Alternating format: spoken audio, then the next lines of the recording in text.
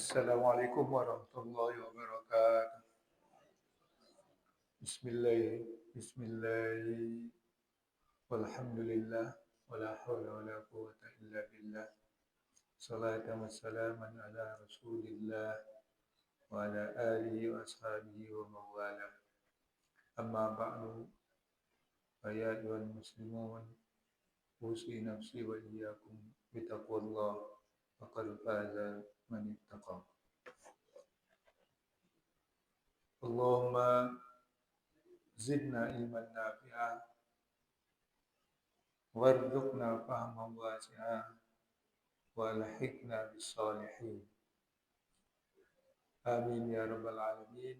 Kita bersyukur kepada Allah Subhanahu wa taala atas segala limpahan nikmat kasih sayang yang selalu dicurahkan kepada kita sehingga kita masih dapat menikmati kehidupan ini dengan leluasa.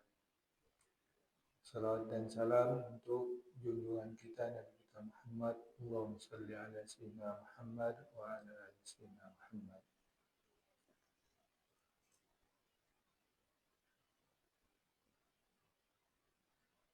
Pada lanjutan dari hadis yang sudah kita baca yaitu halaman 197.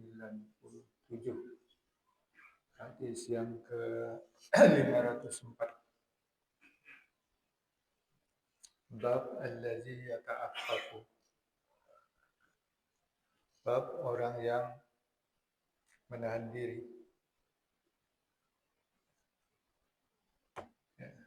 Hadis ini dinukilkan oleh musannif dari Sahih Bukhari, masih dalam bab tafsir, yaitu dalam menafsirkan Al-Quran.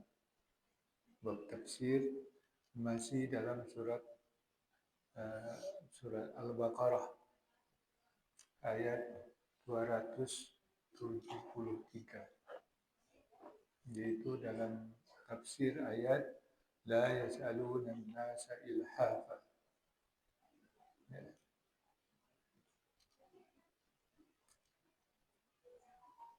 Ayatnya lil fuqara alladziina uhsiru fi sabilillahi la yastati'una darban fil ard yahsabuhum al-jahilu aghniya ta'rifuhum bisimahum la yas'aluna an-nasa ilhafa la yas'aluna an-nasa ilhafa. Menafsirkan ayat itu pada hadis yang ke 4539. Nomor hadisnya dalam Sahih Bukhari. Ya. Yaitu yang diriwayatkan oleh Imam Bukhari rahimahullah, Imam Al-Bukhari rahimahullah. Haddatsana Ibnu Abi Maryam, haddatsana Muhammad ibn Ja'far qala haddatsani Shuraih ibnu Abi Namirin anna Ata'a bin Yasar wa Abdurrahman bin Abi Amra al-Ansari qala sami'na Aba Hurairah. Jadi ini dari Abi Hurairah. Sami'na Aba Hurairah radhiyallahu anhu yaqulu qala Nabi sallallahu alaihi wasallam. Jadi ini dari Abi Hurairah, dari sahabat Nabi Abi Hurairah radhiyallahu anhu. Beliau berkata, qala Nabi sallallahu alaihi wasallam. Nabi sallallahu alaihi wasallam bersabda, laisal miskinu alladzi tarudduhu tamratu wat tamratan walal luqmatan innamal miskinu alladzi yata'affafu waqra'u in syi'tum, yakni qaulu la yas'aluna an-nasa ilhafa. Apa kata Rasulullah SAW? Bukanlah yang miskin itu yang bisa ditolak dengan satu atau dua kurma, atau dan tidak juga dengan satu atau dua suap, dan satu suap dan tidak juga dua suap. Tapi apa yang miskin itu? Innamal miskinu, sesungguhnya yang miskin itu adalah yang menahan diri. Menahan diri. Waqra'u in syi'tum, bacalah oleh kamu jika kamu mau, yaitu ayat Allah, yakni firman-Nya Allah Ta'ala, yas'aluna an-nasa ilhafa. Mereka tidak minta kepada manusia ilhafa, dengan nyinyir berulang-ulang. Itu hadis yang ke-400.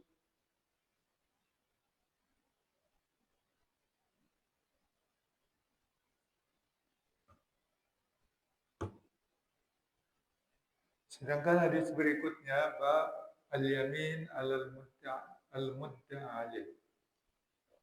Sumpah itu atas terdakwa. Ani bin Abi Mulaikah, ini hadis ini itu hadis sudah masuk kepada surat Ali Imran. Itu hadis yang ke-4552.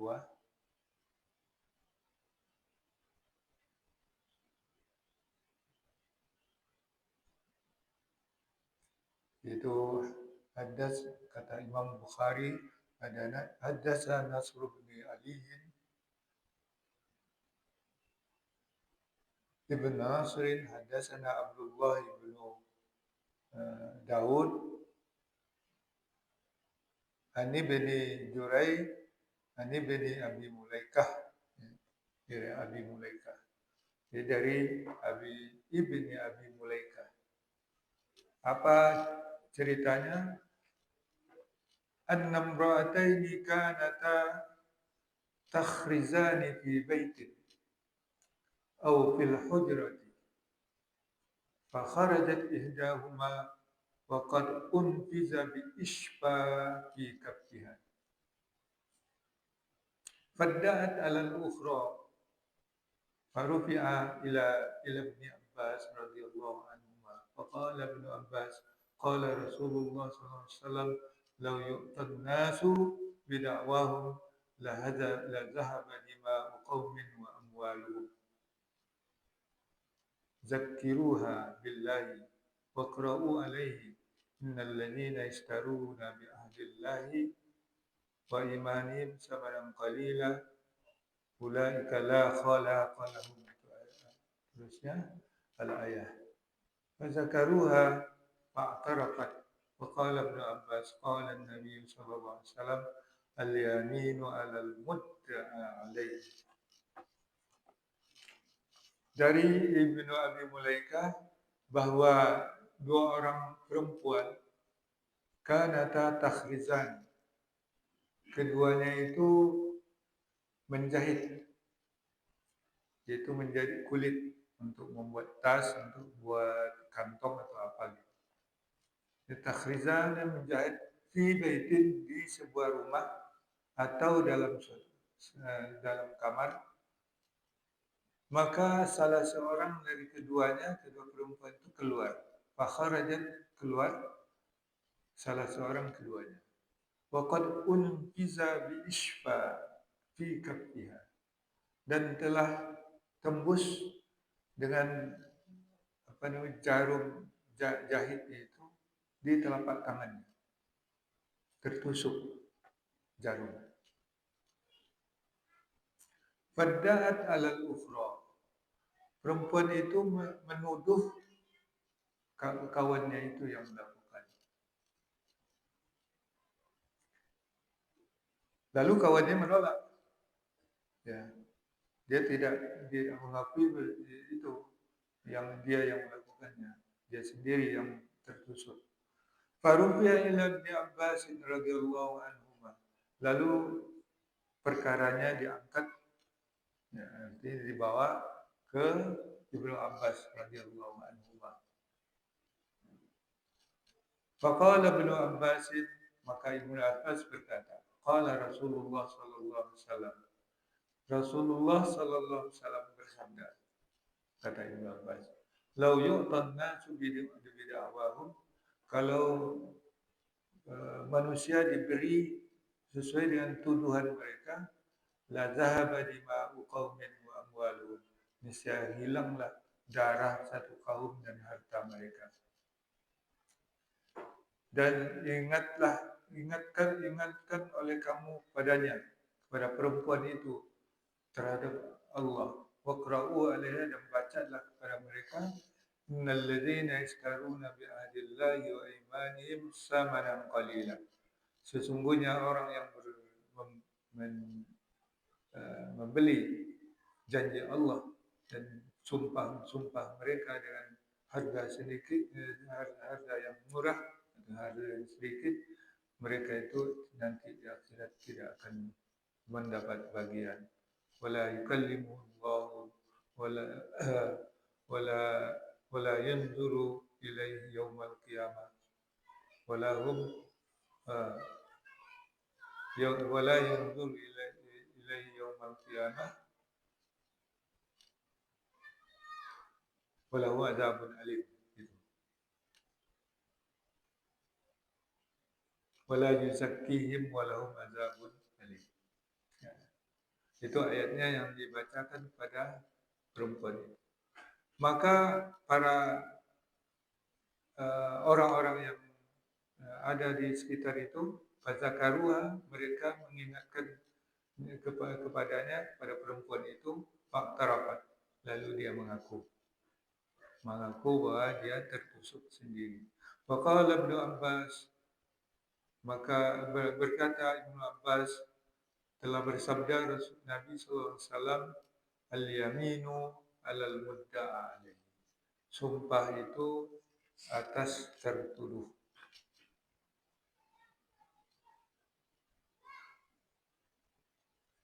Ya.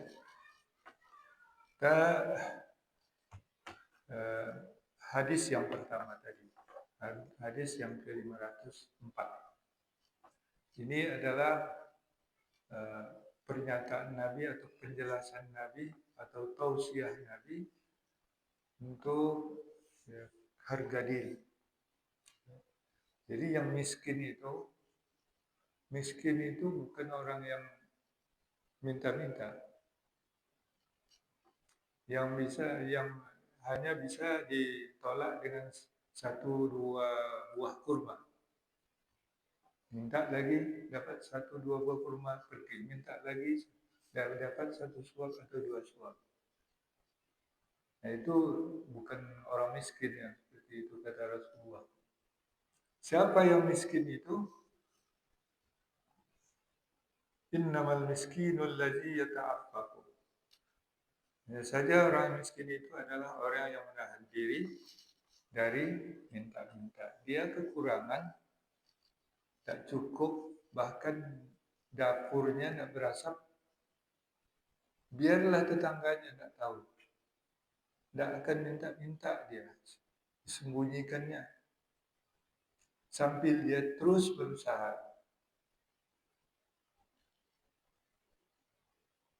Nah, contohnya juga ada yang di dalam dikisahkan dalam ayat itu. Pejuang-pejuang yang tertahan setelah berperang, tidak mampu kembali, tidak mampu lagi sehingga terlunta-lunta di negeri orang. Orang-orang mengira juga dia kaya. Kenapa? Mereka tidak pernah minta-minta. La yas'aluna an-nasa ilhafa. Mereka tidak meminta kepada orang-orang kepada manusia ilhafa. Ya, ilhafa itu seperti pengemis, nyinyir minta. Kadang-kadang kalau pengemis kita itu ada yang ngotot, kalau nggak dikasih apa dia mulutnya manyun-manyun seperti orang membaca mantra. Ya. Nah, itu namanya sa'alu dan ilhafa. Jadi yang kategori miskin itu. Nah, tapi orang-orang minta-minta itu kategorinya as-sa'ili. Orang yang minta-minta. Jadi ada kategorinya sendiri. Ada fakir, ada miskin, ada as-sa'ilina. Orang yang minta-minta. Karena kadang-kadang dia minta karena malas saja. Malas bekerja, malas susah, dia minta-minta. Penghasilannya dengan dari minta-minta itu kurang banyak. Bahkan kata orang ada yang punya rumah bagus di kampungnya, hasil minta-minta.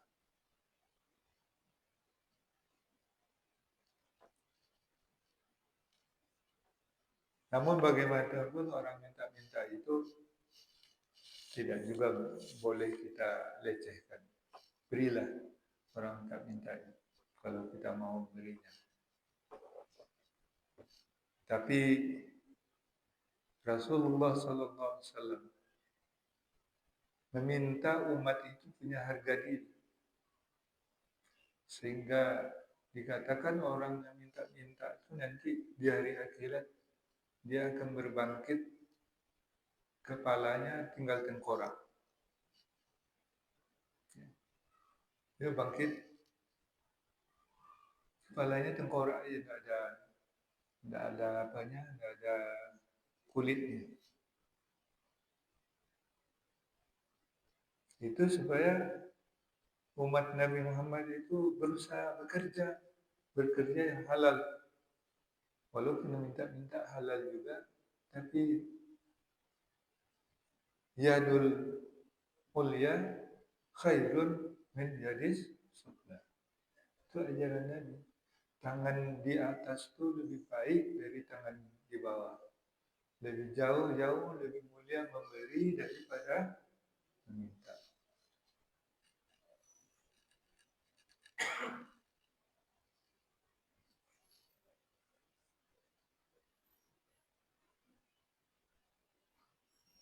Nah, itulah mudah-mudahan kita terhindar seperti itu.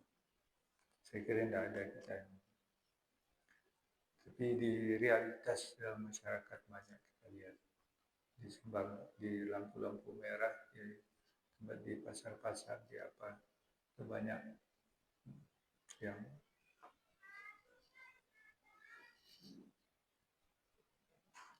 hadis yang kedua ini tentang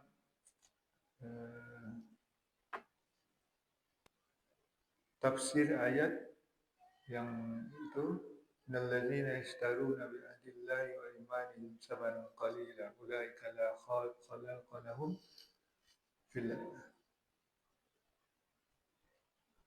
akhirati ulaika la khalaqa lahum fil akhirati, dan seterusnya ayatnya.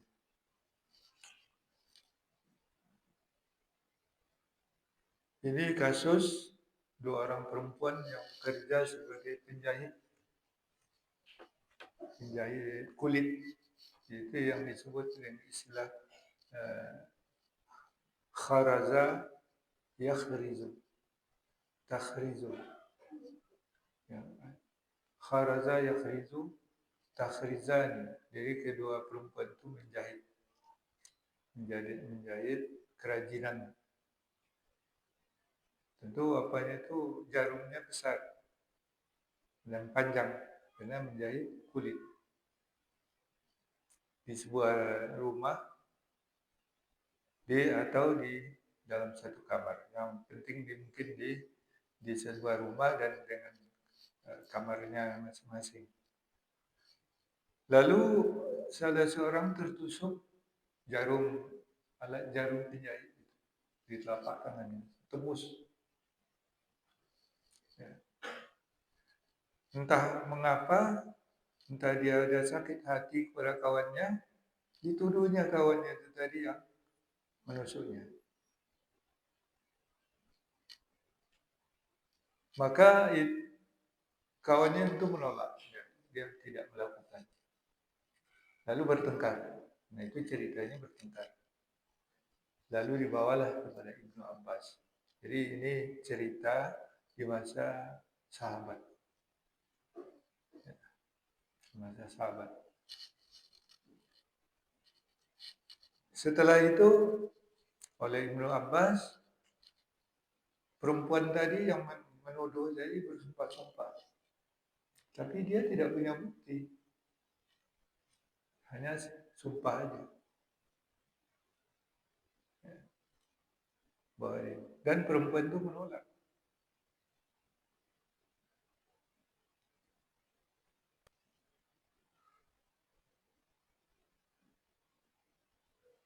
Jadi kata Ibnu Abbas membacakan sabda Rasulullah SAW. Kalau manusia itu diberi hukuman sesuai dengan tuduhan kepada mereka, maka banyak korban. Kalau hanya berdasarkan tuduhan dan sumpah, akan banyak korban, yaitu darah kaum dan harta kaum. Maka janganlah mudah-mudah menuduh dengan bukti sumpah. Ya, tidak bisa. Tidak bisa sumpah menjadikan bukti oleh si penuduh.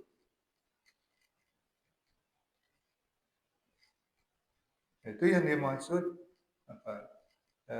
innal ladzina yashtaruna bi ahdillah, itu mempermainkan sumpah atau menghargai sumpah dengan harga yang sedikit.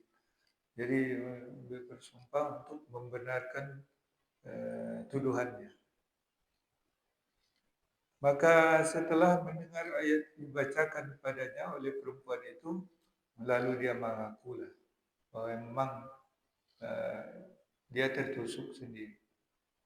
Karena mungkin seperti apa, begitu menekan itu tertusuk tangannya. Maka Ibnu Abbas meriwayatkan sabda Rasulullah, al-yaminu alal mudda'a alaih. Sumpah itu bisa menjadi bukti hanya bagi terdakwa atau tertuduh. Bagi yang mendakwa atau yang menuduh tidak pakai sumpah. Yang terdakwa boleh pakai sumpah. Ya. Kalau menuduh apa buktinya? Harus ada saksi atau bukti lain yang dapat membuktikan sesuatu perbuatan.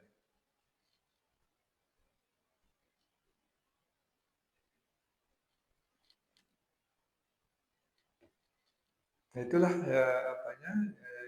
makna dari hadis ini, dan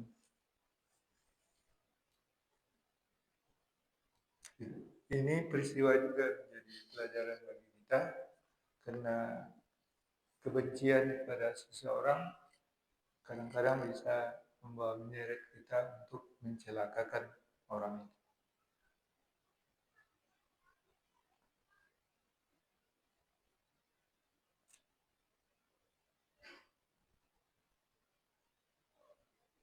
Baik, bagi yang ingin ya.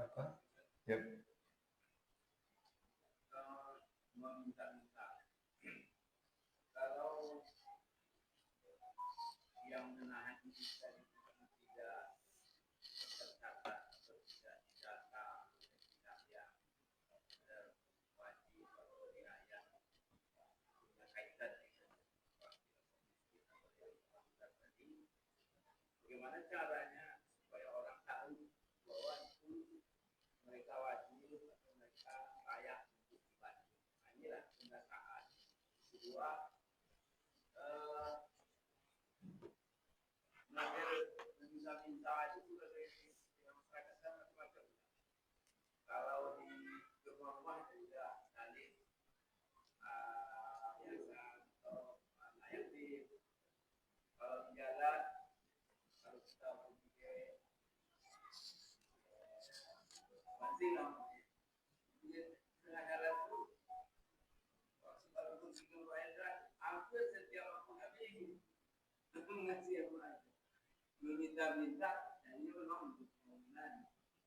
Oh,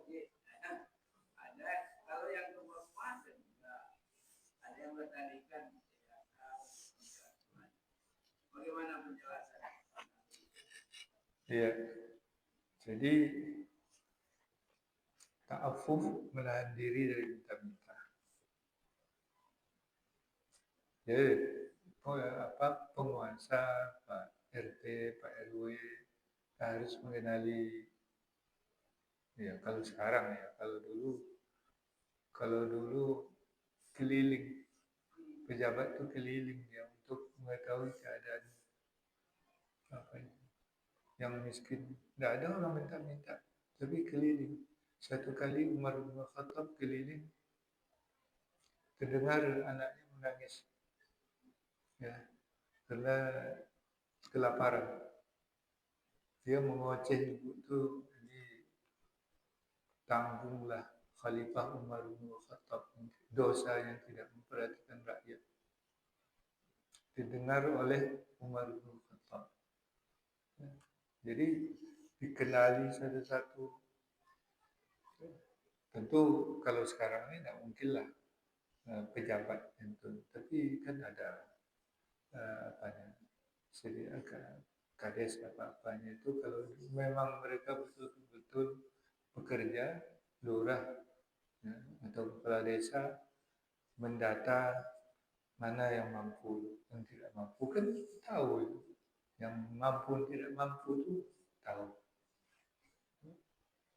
mudah mengidentifikasinya, walaupun mereka tidak minta-minta. Dan ibu tadi yang diperkoki oleh Umar bin Khattab sedang kelaparan, tidak minta-minta. Nah, cuma Khalifah merasa bersalah. Nah, dia pergi ke gudang, mengambil sekarung gandum, ya, dipikulnya sendiri, diantar ke rumah orang. Begitu. Itu tentu di zaman itu seperti itu. Zaman sekarang ini mestinya juga dapat dikenal lebih canggih, ya, lebih bisa mengidentifikasi orang-orang yang miskin. Nah, cuma kadang-kadang ada bantuan bantuan tunai itu apa namanya, BLT itu. Ini yang Pak RT, Pak RW ini yang tidak benar. Yang dapat tuh keluarga-keluarganya aja. Yang mestinya dapat nggak dapat. Yang keluarganya mampu malah dapat. Nah, kan gitu.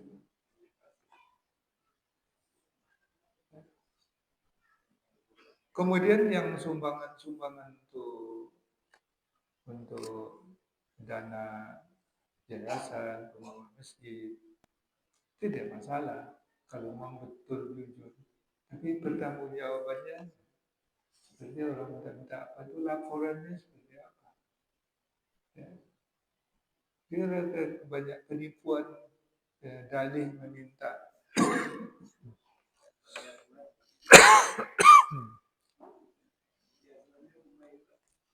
Ya. Jadi itu ya, jadi meminta dana di masyarakat untuk kepentingan umum tidak masalah kalau dilaksanakan secara jujur. Cuma kejujuran itu yang kadang tidak ada, hanya sebagai dalih. Bawa pula apa itu map. Ah.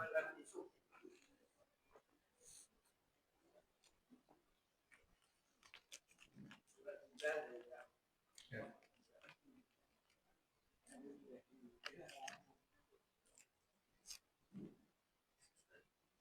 Ya.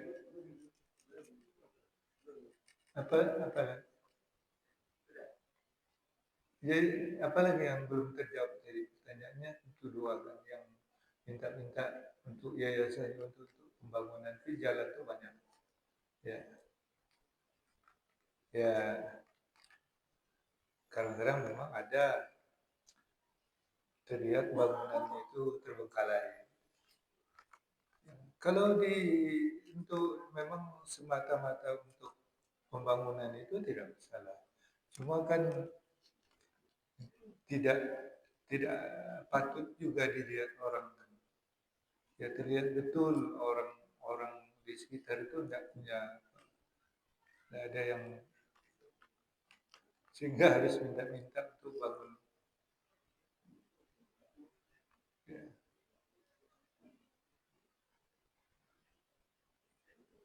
ya, ya,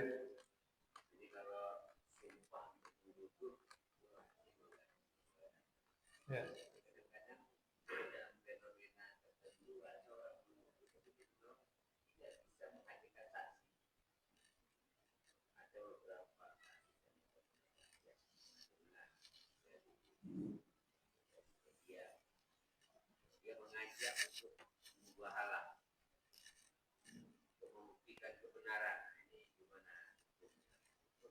Ya,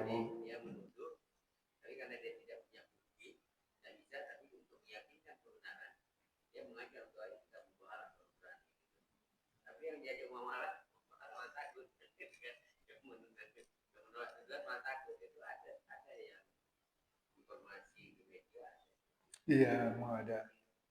Tapi secara formal, ya, yang tidak ada bukti itu tidak bisa dihukum. Hmm. Hmm.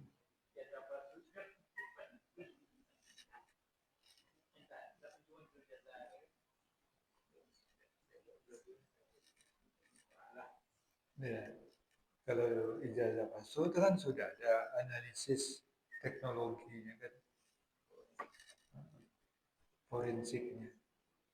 Itu bisa jadi bukti.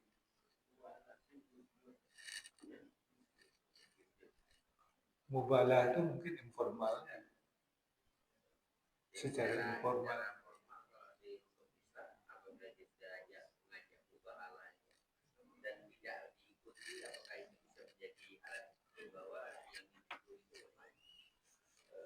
Mubahalah itu antara hak dengan batil.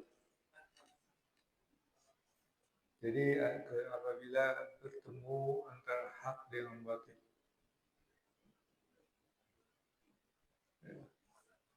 itu mubahalah dilakukan ketika apa namanya umat Nasrani ngotot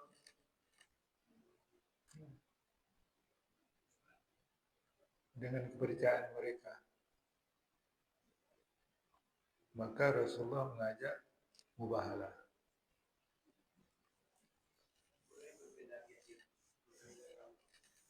Ya.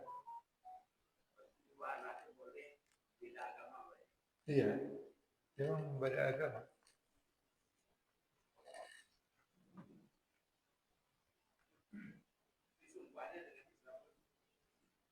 Untuk di pengadilan tidak ada pembuktian dengan mubahalah. Itu informal.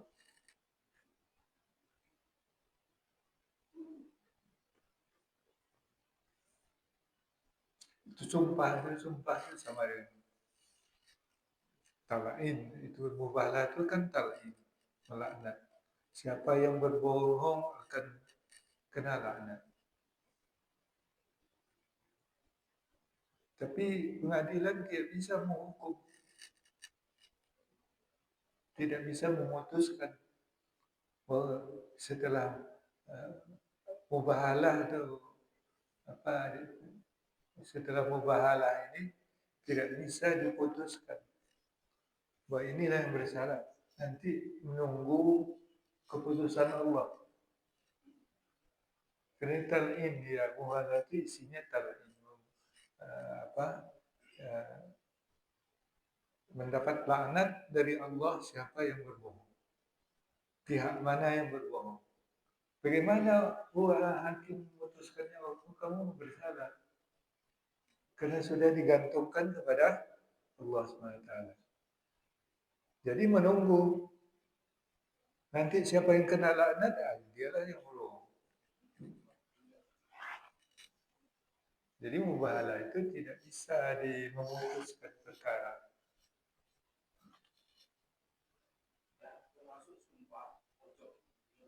Iya, tidak bisa. Jadi secara material tidak diakui dari bukti. Di dalam pengadilan Islam yang tertuduh sumpahnya diterima. Kalau orangnya tidak punya alat bukti, kalau ada bukti yang meyakinkan, gimana pula mau bersumpah lagi?